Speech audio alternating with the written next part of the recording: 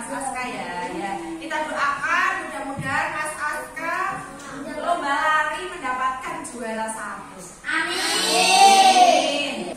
Baik anak-anak, minta tolong Mas Rehan untuk memimpin berdoa. Teman-teman, mari kita berdoa.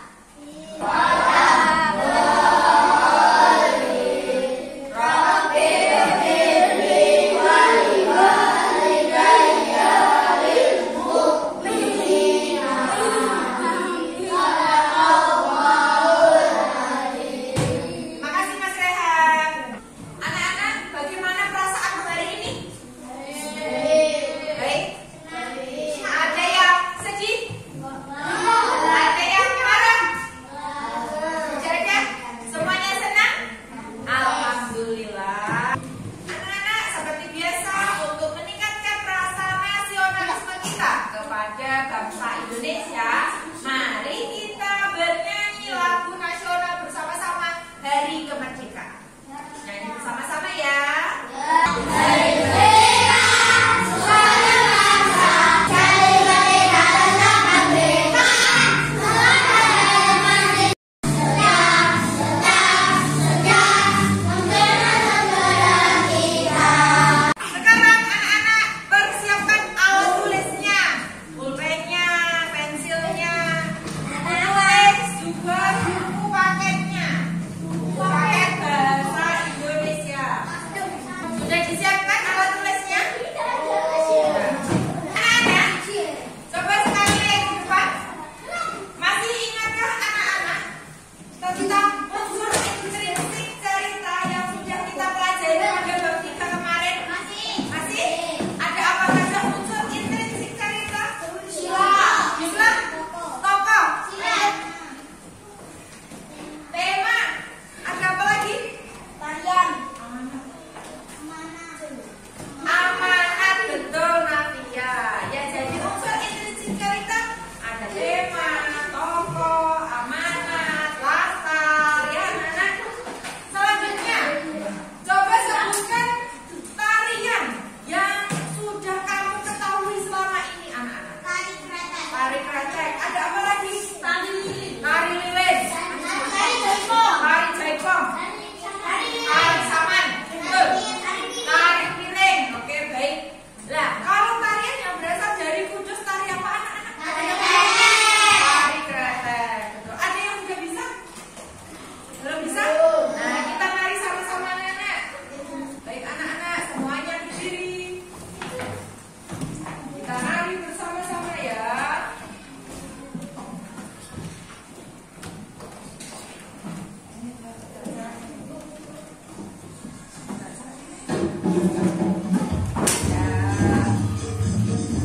Ikuti yang laki-laki, ayo ikuti gerakannya.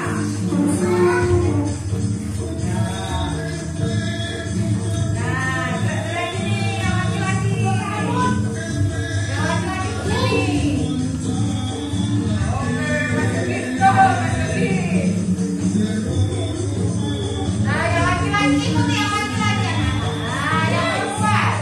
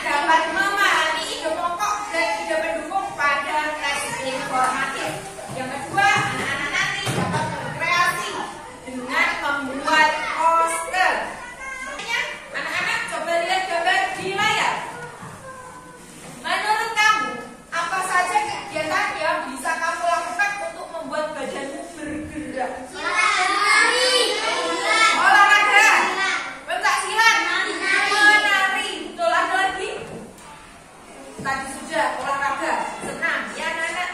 Kemudian tadi juga sudah menari ya anak-anak. Berarti badanmu sekarang sudah sehat ya. Nah anak-anak, ide pokok dan ide pendukung. Ayo diperhatikan semuanya. Ide pokok adalah hal utama yang ingin disampaikan. Ide pokok itu biasanya disebut sebagai gagasan utama, kalimat utama, kalimat yang bisa dijelaskan. Ya, itu namanya ide pokok, kalimat yang bisa dijelaskan. Namanya ide pokok. Berikutnya, ide pendukung. Ide pendukung itu apa? Ide pendukung adalah kalimat yang menjelaskan tentang ide pokok. Sekarang kita coba masukkan ke dalam teksnya. Nah, di buku anak-anak sudah ada bacaan dikenal karena menari. Sudah ada? Sudah ketemu? Nah, sekarang coba lihat ke layar. Minta tolong Mas Rehan paragraf 1 dibaca dulu Mas Rehan. Yang keras Mas Rehan. Indonesia memiliki banyak sekali budaya. Berikut ini dihimpun 5 desa yang terkenal dengan ciri khas tarian dan para penarinya. Terima kasih Mas Rehan. Lah anak-anak, pada paragraf 1 ini kira-kira mana yang disebut sebagai ide pokok? Nah, anak-anak. Ya, Indonesia memiliki banyak sekali budaya, khususnya tarian. Itu bisa dijelaskan dengan kalimat penjelas. Apa kalimat penjelasnya? Tarian-tarian itu menjadi ciri khas suatu daerah. Berikut ini dihimpun 5 desa yang dikenal dengan ciri khas tarian dan para penarinya. Itu namanya kalimat penjelas. Nah, ini ide pokoknya ya anak-anak. Sampai di sini ada yang belum paham?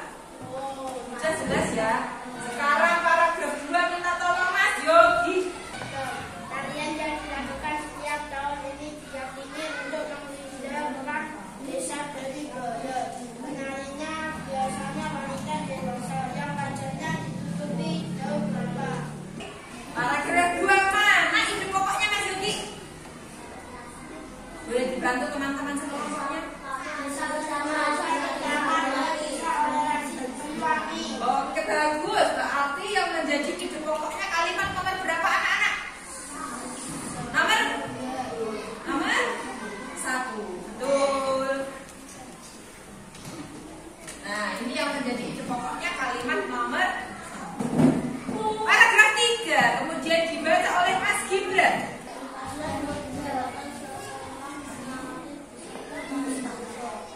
Tarian ini dibawakan oleh penari perempuan yang jumlahnya kecil.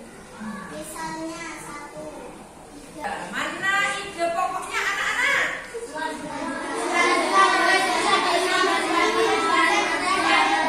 Oke, bagus. Paragraf yang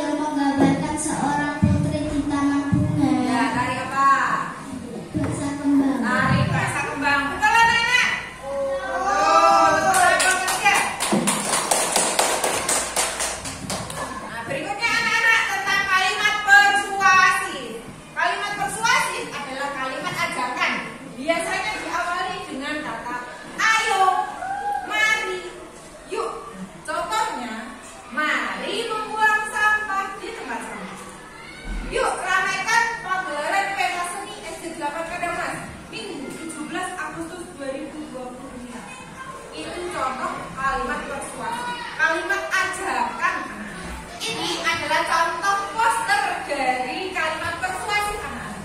Yang pertama, anak diajak untuk apa? Membaca buku. Iya, Mas Yogi. Poster yang kedua, mari membuang sampah di tempat sampah. ya, mari membuang sampah di tempat sampah. Anak-anak nanti juga akan diberikan tugas Bu Guru membuat poster melalui aplikasi Canva di Chromebook yang sudah dibagi Bu Guru per kelompok. Ya, anak-anak nanti mendesain poster dengan kreatif. Ya, anak-anak. Maknanya apa sih Bu? Belajar ide pokok dan kalimat persuasif. Maknanya supaya anak-anak nanti bisa mengkritisi suatu bacaan, bisa berpikir kritis, bisa menceritakan kembali tentang bacaan-bacaan yang sudah anak-anak baca. Kemudian untuk kalimat persuasif ini, anak-anak nanti bisa membuat poster, bisa membuat kalimat ajakan. Misalnya ada pentas seni di sekolah, anak-anak bisa kreatif membuat poster. Ataupun anak-anak diminta bantuan di desa, ayo Mas Yogi buatkan lomba 17 Agustus misalnya, buatkan poster, ayo aku bisa. Nah, seperti itu ya anak-anak. Berikutnya kegiatan kelompok.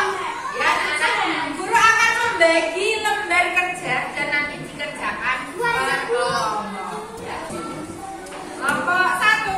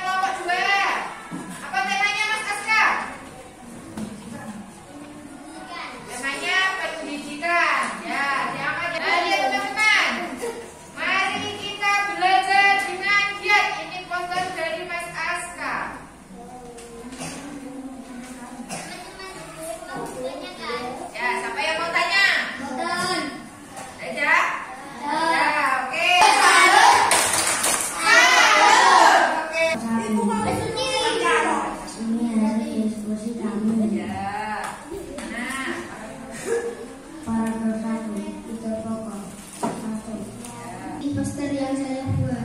Ya, tunjukkan teman-teman. Temanya apa, Mas? Kesehatan. Kesehatan. Oke, lihat. Bagus ya, anak-anak. Bersih itu sehat. Ya. Dengan poster ini manfaatnya apa, anak-anak? Tidak berguna menjadi untuk kita harus menjaga kebersihan ya teman-teman. Oke, bagus. Nih, diajak Mas Davis untuk selalu menjaga kebersihan. Baik di kelas, di luar kelas, maupun di rumah. Ya, anak-anak. Ada yang mau tanya? Ya, oke. Nomor 1. Kita berbuat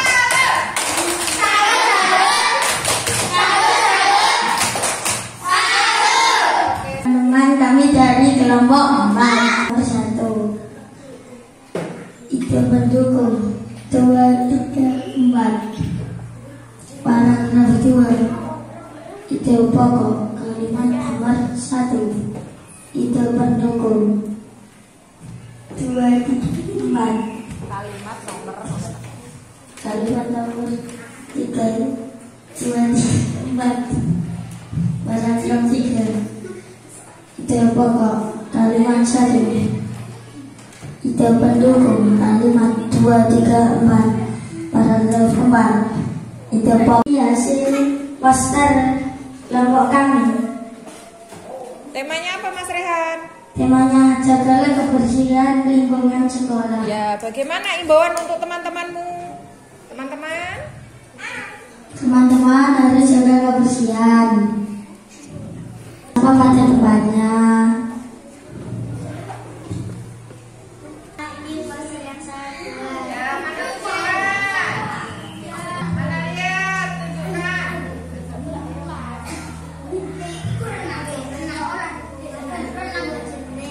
Dunia. Ayo membaca lingkungan bendera dunia. Ya, anak-anak. Anak-anak diimbau untuk apa?